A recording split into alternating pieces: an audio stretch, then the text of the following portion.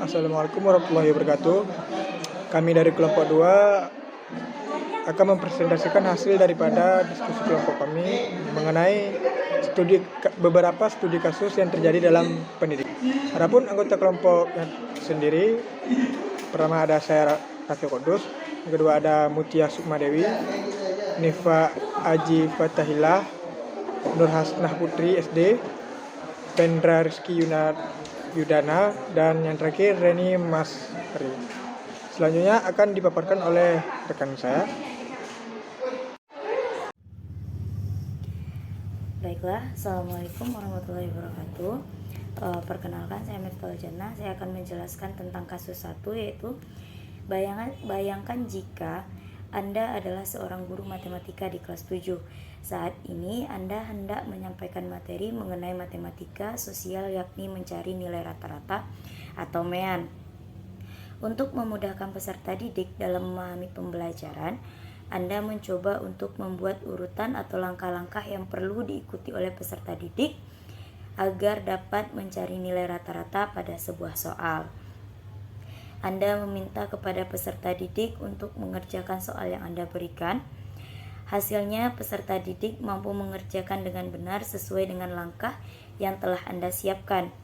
Beberapa saat kemudian, Anda meminta kepada peserta didik untuk mengulangi soal yang sama tanpa melihat urutan pengerjaan soal, dan peserta didik mampu mengerjakan dengan benar.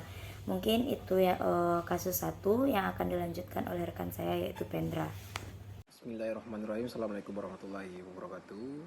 Bapak Ibu, saya akan menjawab sebuah pertanyaan dari kasus. Nah, adapun pertanyaan yang pertama dari kasus 1 ini, menurut Anda, apa yang membuat peserta didik mampu mengerjakan soal dengan baik dalam percobaan kedua tanpa melihat urutan atau langkah pengerjaan soal? Nah, jawabannya begini.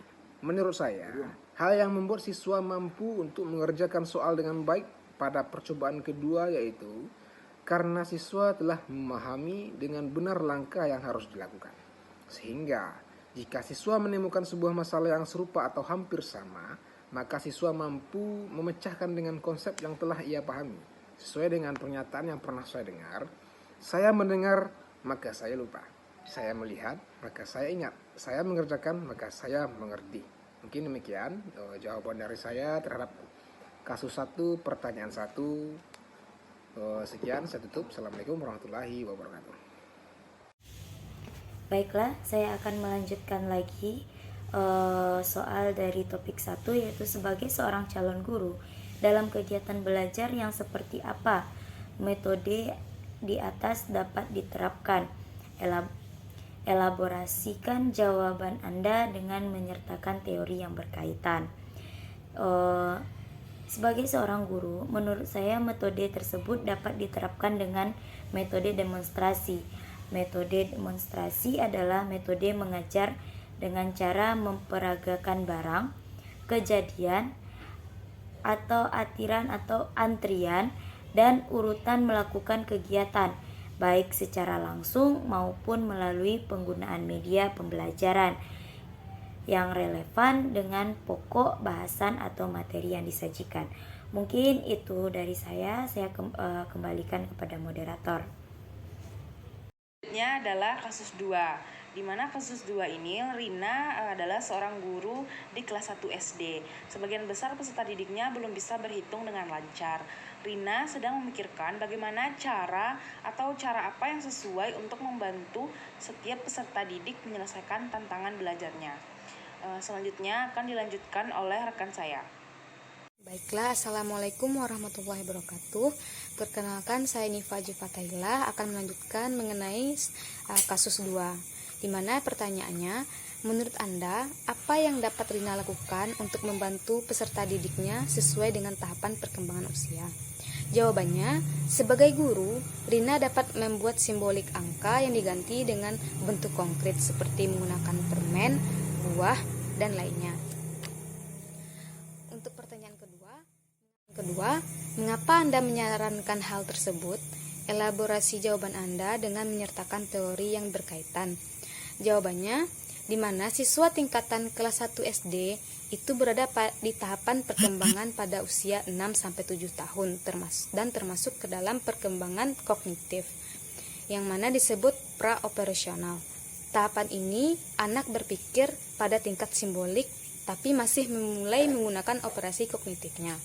Jadi, pada tahap perkembangan ini, anak mulai berhitung dengan cara sederhana dengan menggunakan simbolik seperti permen, buah, kelereng, dan sebagainya.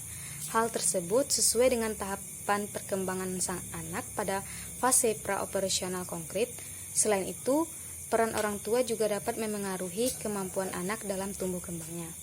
Baiklah, sekian yang dapat saya sampaikan. Terima kasih. Saya di sini akan membacakan kasus 3. Made adalah seorang guru yang mengajar di salah satu sekolah negeri di wilayah Bali. Ia mengampu mata pelajaran bahasa Indonesia.